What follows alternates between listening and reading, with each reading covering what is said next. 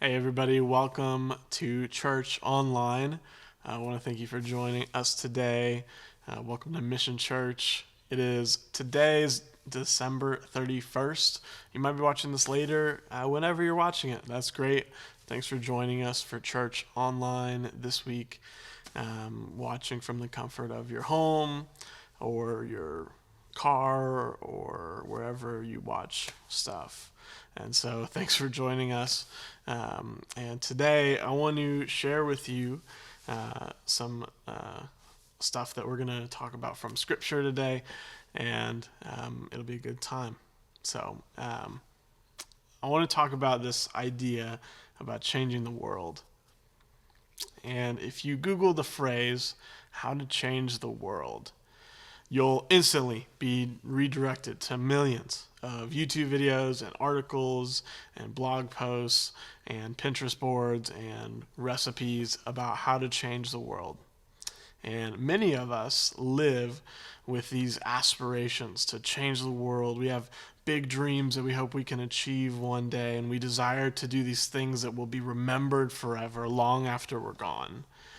And there are so many things in the world today that are calling and demanding for us to step up and save the day. Be an activist, cure cancer, combat racism, stop inflation, end homelessness, post something on social media about every single problem happening in the world all at the same time. Now, those aren't bad things at all, but I want to ask you today, are you overwhelmed by this idea? Are you overwhelmed? At the new year, especially, we always try to set our minds on these big goals and dreams and life changing, world changing things that we want to accomplish this year.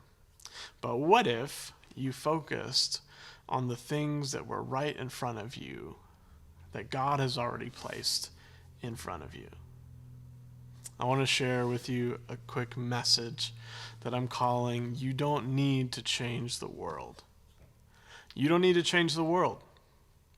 And the heart of this comes from this really interesting phrase that stuck out to me once when I was reading 1 Thessalonians chapter 4.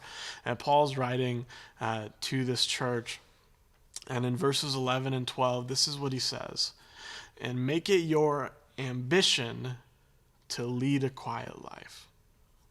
You should mind your own business and work with your hands, just as we told you, so that your daily life may win the respect of outsiders, and so that you will not be dependent on anybody."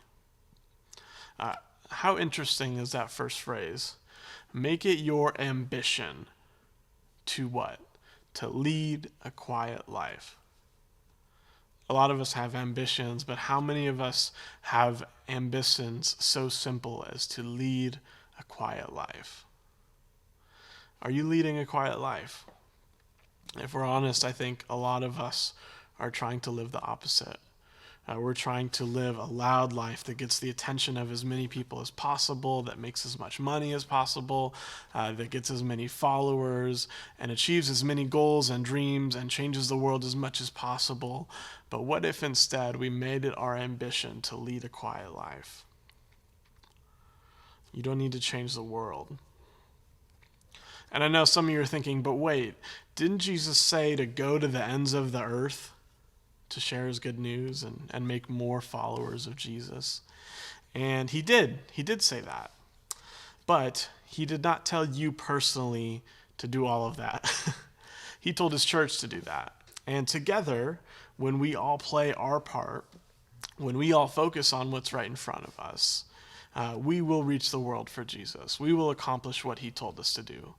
But for you, he didn't tell you that the whole weight of the world is on your shoulders. He didn't tell you that you bear the burden of changing the world. Now, what did Jesus tell us all to do? What do we all need to do? Mark 12, Jesus is asked, what is the greatest commandment? And he answers in verse 29, saying the most important, and he quotes Deuteronomy chapter 6. "Hear, O Israel, the Lord our God, the Lord is one. And you shall love the Lord your God with all your heart and all your soul with all your mind and with all your strength. So love God.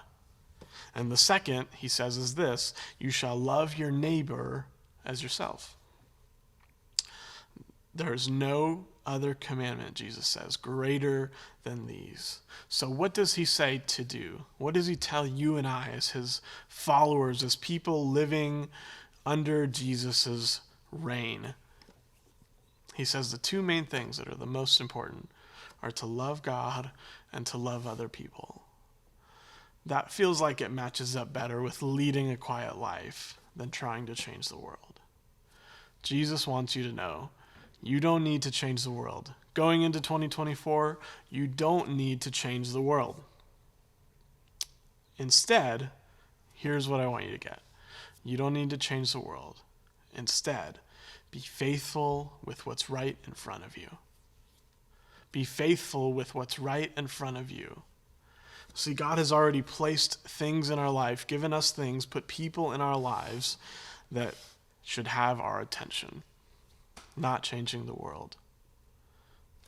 Focus on what's right in front of you. I just want to share with you 5 really simple things to be faithful with this year. I hope you'll write them down, put them in the notes app on your phone, screenshot them, whatever. 5 things to be faithful with this year. Number 1, this is going to be really basic, but spending time daily, talking to and listening to God. Spending time daily talking to and listening to God. You and I have access to God 24/7. As Christians, if you believe in Jesus, you have direct access to speak to God at any moment. You don't need a priest or a special ritual to do that. You have access to God. And how often do we call or FaceTime or text our friends or our family when we have a question, when we want to talk about something, more than we talk to God about it? And Paul talks about this idea about praying without ceasing. What would it be like for you this year to pray without ceasing? It sounds boring maybe at first, but I want to encourage you. It is such an enriching thing that you can talk to God at any moment. You can talk to him as many times throughout the day as you want because he cares for you. So focus on what's right in front of you. Talk to and listen to God every day. Number 2, here's what you need to be faithful with this year. You need to give your family and friends your undivided attention. Now, I'm not perfect at this by any means, so I'm not saying this because I'm perfect at it at all. But I think in general, we all need to be more present. We need to be attentive and give our full selves to our loved ones, to our friends and our family. What would it look like this year for you to give your spouse your undivided attention? To focus on one another again, to go on more date nights, to put your phone away, to look them in the eyes and hear about their heart. Or your kids. What would it look like for us to put our phones away and get down on the ground and play games with them, or to go to their baseball games and show up and be fully present, to have meaningful conversations with our children? Our friends, what would it look like to be truly loving friends who are not distracted by other things, but are there in the moment to love one another, to show gratitude to the people that we care about that are in our lives? What would it look like if you tried to put your phone down more this year and look people directly in the eyes more and talk to them, to be present with the people that God has called us to love? Number 3, this year you can be faithful by showing uncommon love to your neighbors. Show uncommon love to your neighbors. Your friends, your coworkers, the people that live on the same street as you, the people you run into at Starbucks or wherever it is, your neighbors. What would it look like to show uncommon love to them? To bless them with gifts that maybe don't make sense, to say encouraging words that they've never heard before.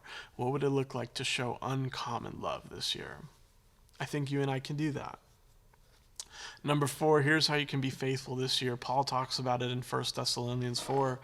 You and I can work hard. You and I can work hard. Maybe this isn't talked about enough, but Paul wants us to know that it's important that we work hard. Look at what he said again. You should mind your own business and work with your hands, just as we told you, so that your daily life may win the respect of outsiders, and so that you will not be dependent on anybody. There's something interesting that happens when we work hard as Christians. People notice that we are different, and we earn their respect. It's an opportunity for us to introduce Jesus to other people. When we work hard, when we do everything with excellence for God, people notice, and we will not be dependent on anybody else. If we're truly honest, are we actually working hard? What would it look like for us to work harder this year? Not to try to prove ourselves to anyone, but because as Christians, we should do everything with excellence. Number 5, here's how you can be faithful this year. I think you and I both need to kill our idols. Kill your idols. What does that mean? There are some things in your life, in my life, that this year we need to get rid of. There are some addictions, some secret sins, some lies that we've believed that we need to kill this year. And many of us feel like spiritually we're stagnant or we're dying. And I wonder if some of us have something in our life that's in the place of God that we need to get rid of. Some of us, there's something that needs to die so that your soul can live and grow and flourish this year. What is it? What is it that God wants to get rid of from your life? So don't worry about changing the world. You can't, and you don't need to, and that's okay. God will take care of that. But he's called you and I to lead a quiet life, to love him, to love other people. And I want to leave you with these words from Jenna Lee Nardella by way of John Tyson. Jenna says this: "We are not called to save the world. We are called to love the world. And in order to love the world, we are the ones that need to change." How can you and I change to become more like Christ this year in a way that focuses on what's right in front of us and is faithful with what God has placed in front of us? By praying, by being present, by showing uncommon love, by working hard, and by killing the idols that we have. I'm praying for you. We're praying for you this week. We hope you have a great new year. We're looking forward to seeing you January 7th at church. We're going to be starting a new series called God and Technology. So come join us for that. We're looking forward to it. We love you. Have a great week. And remember, you are loved.